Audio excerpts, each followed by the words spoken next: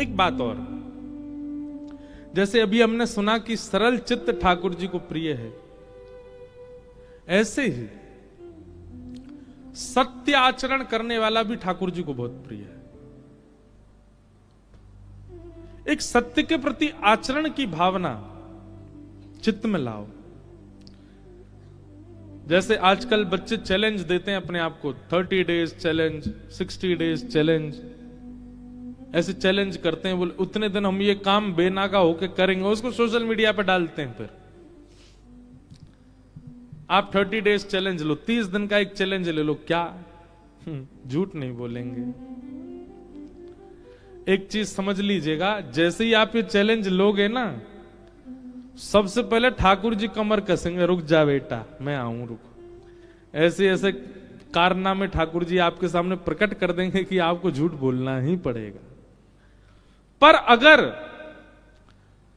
चाहे आपका पूरा घर ही क्यों ना डूब रहा हो, आपने ये संकल्प ले लिया कि नहीं सत्य ही बोलना है, और आप बोलने लगे, उसी सत्य से ही आपको ठाकुर जी मिल जाएंगे। बहुत सरल है, 30 दिन में ठाकुर जी मिल जाएंगे। करो ये काम, हम सत्य बोलेंगे बस। लेकिन हम कलयुगी जीव में बहुत चतुर हैं हम लोग। हमारी चतुराई पता कैसी है?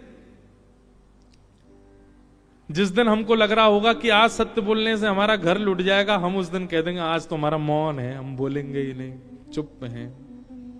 और बहुत बड़े बड़े लोग हैं, वो कहते यूं कहते हैं ठीक है 30 दिन का चैलेंज हम स्वीकार करते हैं, 30 दिन तक मौन ही रहेंगे, बोलेंगे ही नहीं, चुप। मैं तो किया भी एक अनुष्ठान मौन का, तभी से हमारा नियम है कथा के आने से पहले और कथा के जाने के बाद मौन रहते थोड़ी देर। हम लोग तो बड़े चतुर हैं। कई लोग तो चैलेंज एक्सेप्ट कर भी लेंगे, ठीक है महाराज जी 30 दिन का हमने किया, असत्य नहीं बोलना है ना, ले लो, मौन ही रहेंगे, झूठ क्या बोलना है, चुप रहेंगे बिल्कुल। पर आप ये 30 दिन के लिए धारण करके देखो कि हमें सत्य ही बोलना है। बहुत चैलेंजेस आएंगे, हर दिन एक नया, एक ऐसी बात आएगी कि आपको झूठ बोलना ही पड़े, पर आप मत बोलना। 30 दिन अगर आपने इस नियम का पालन कर लिया, हो सकता है बहुत कुछ बदल जाए जीवन का, पर ठाकुर जी मिल जाएंगे 30वें दिन। केवल सत्य में इतनी ताकत है, सत्यम परम धीमहि। साक्षात सत्य स्वरूप है ठाकुर जी। श्रीमद् भागवत के प्रारंभ में, मध्य में और अंत में भगवान का नाम नहीं लिया गया। ठाकुर जी को वंदना कैसे कर रहे हैं? सत्यम परम धीमहि, परम सत्य को हम वंदन करते हैं। श्रीमद् भागवत जी के मध्य में क्या कहा जाता है? सत्य प्रतम सत्य परम त्रिसत्यम सत्यस्य योनिम निहितम च सत्य सत्यस्य सत्य मृत सत्य नेत्रम सत्यात्मकम त्वाम शरणम प्रपन्ना। सत्य सत्य सत्य सत्य सत्य 9 बार सत्य कहा। और भागवत जी के विश्राम में 18,000 श्लोक पूर्णता होने पर भी सत्यम परम धीमहि, हम परम सत्य को वंदन करते। 3 बार यदि किसी बात को कह दिया जाए तो सिद्ध हो जाती है। ठाकुर जी को 3 बार आदि, मध्य और अंत में सत्य कहा। इसका मतलब ठाकुर जी सत्य हैं।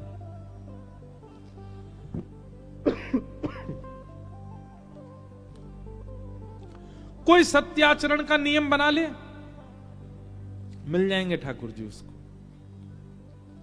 पर याद रहे, बहुत कुछ छूटेगा, बहुत कुछ लूट सकता है, बहुत कुछ अलग हो सकता है। इसलिए इस चैलेंज को लेने से पहले इस चीज का ध्यान रखिएगा। भगवत प्राप्ति के पथ पे जब आप चलना प्रारंभ करते हैं ना, तो आपके जीवन में आने वाली परीक्षा कोई और नहीं लेता, स्वयं ठाकुर जी ही लेते हैं। ठाकुर जी ही लेते हैं। जिसने उंगली पकड़ के चलना सिखाया, वही मां एक दिन उंगली छोड़ती है। बालक उस समय घबरा जाता है, इन्होंने मुझे क्यों छोड़ दिया, मैं गिर जाऊंगा। पर नहीं, वो मां इसीलिए छोड़ती है, परीक्षा लेती है, अब ये चल पा रहा है कि नहीं, अब ये चल पाएगा कि नहीं। गिरता है, पड़ता है, उठता है, रोता है, लेकिन फिर भी मां उसको एकांत छोड़ती है ताकि चलना सीखे। ठीक वैसे ही भक्ति पथ पर जब आप चलते हैं और किसी नियम संकल्प के साथ जब आप चलते हैं, है वो भक्ति का पथ, तो वहां आने वाली परीक्षा भी ठाकुर जी ही लेते हैं,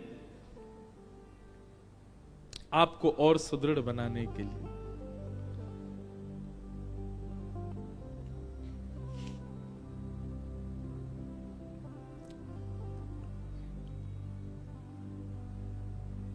वाह,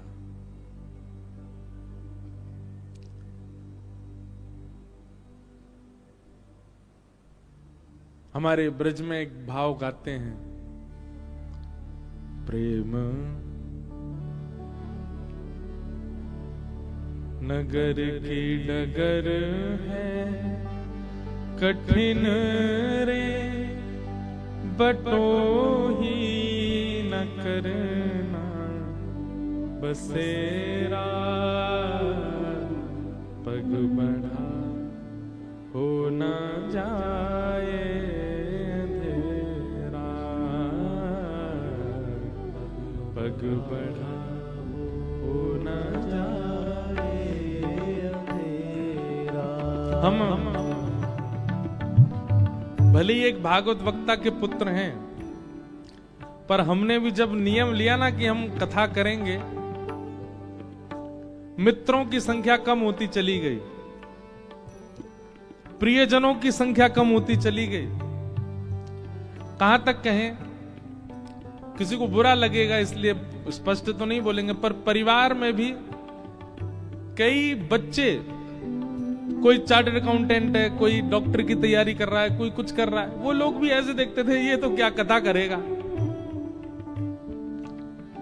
आज वो सब आते हैं हमारी कथा में, वो सब बैठ करके कथा सुनते हैं। उस समय एक पीड़ा नहीं थी, बस ये था एक बच्चे को एक रहता ना, मेरे भी मित्र हों, सब मेरे साथ भी रहें, सब मेरे को भी प्रेज करें।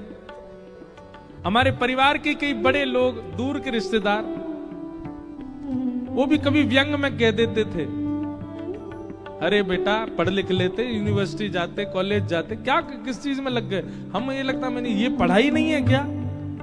6-6, 7-7 घंटे गुरुदेव पढ़ाते हैं, एक श्लोक शुद्ध नहीं बोल सकते आप, उन श्लोकों को बोलना सिखाते हैं, ये अध्ययन नहीं है।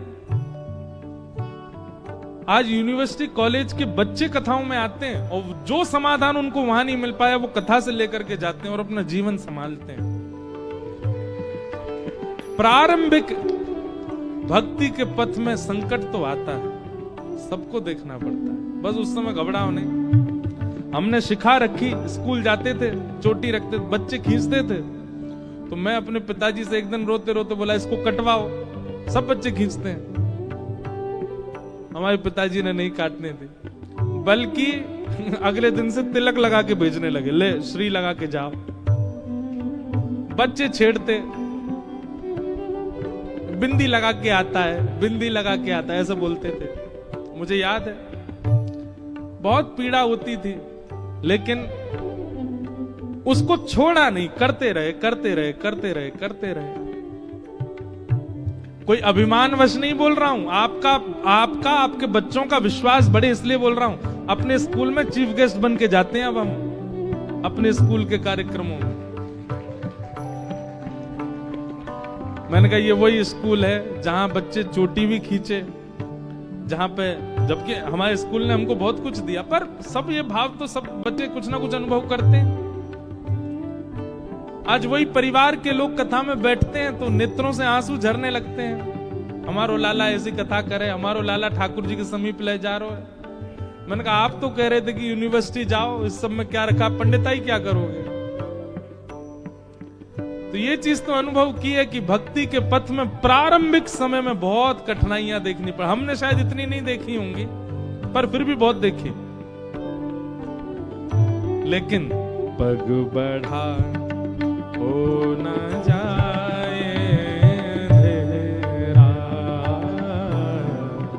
पग बढ़ा हो न जाए अंधेरा। ओ प्रेम नगर की डगर है कठिन रे, बटो बसेरा, पग बढ़ा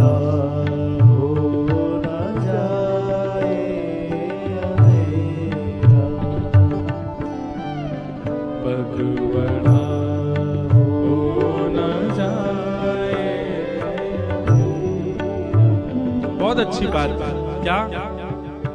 मन का रतन रख जतन से अनाड़ी, मन का रतन रख जतन से अनाड़ी, मन का रतन रख जतन से अनाड़ी, मन का रतन रख जतन से अनाड़ी।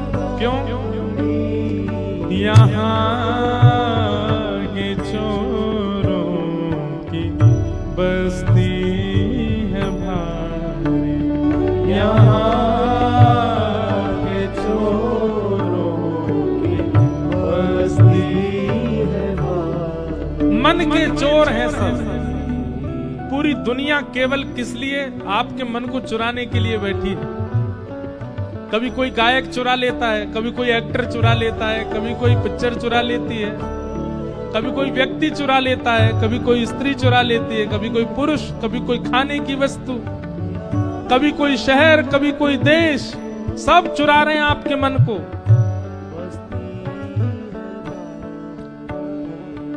ज्ञानी लुटे गुमानी, यहाँ पल में लुट जाए लाखों का डेरा, बड़ा हो न जाए अंधेरा, बड़ा हो न जाए अंधेरा। संसार में सब चोर हैं। ध्यान पूर्वक सुनिएगा।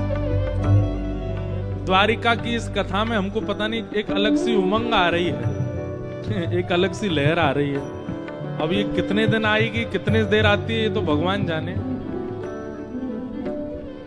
इसलिए सुन लीजिए, यहां हम बहुत कुछ अपने मन के भाव ही कह रहे हैं। चोर सब है संसार में।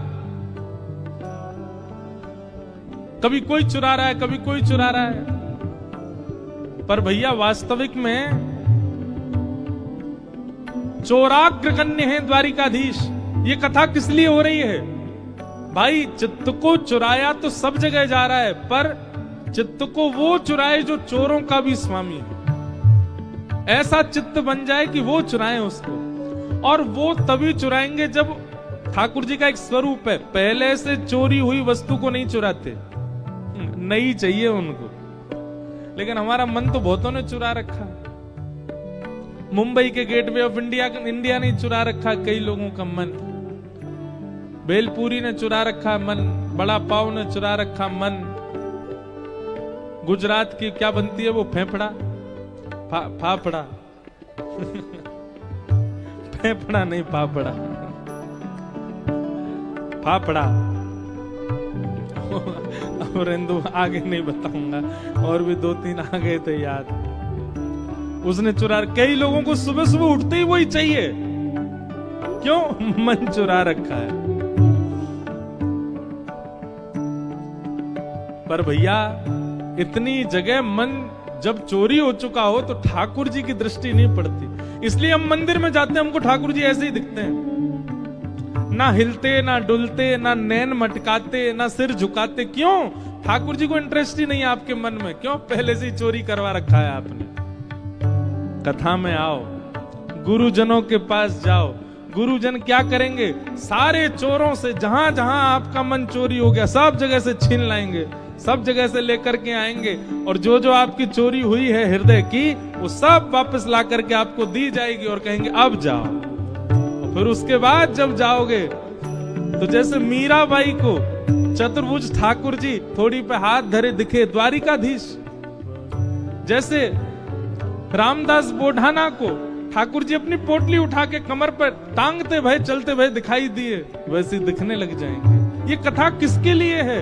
जहां जहां चोरी हो रखा है सब जगह से इकट्ठा करो, लाओ अपने पास और प्रस्तुत कर दो, वो चोरी करें इस चित्त की।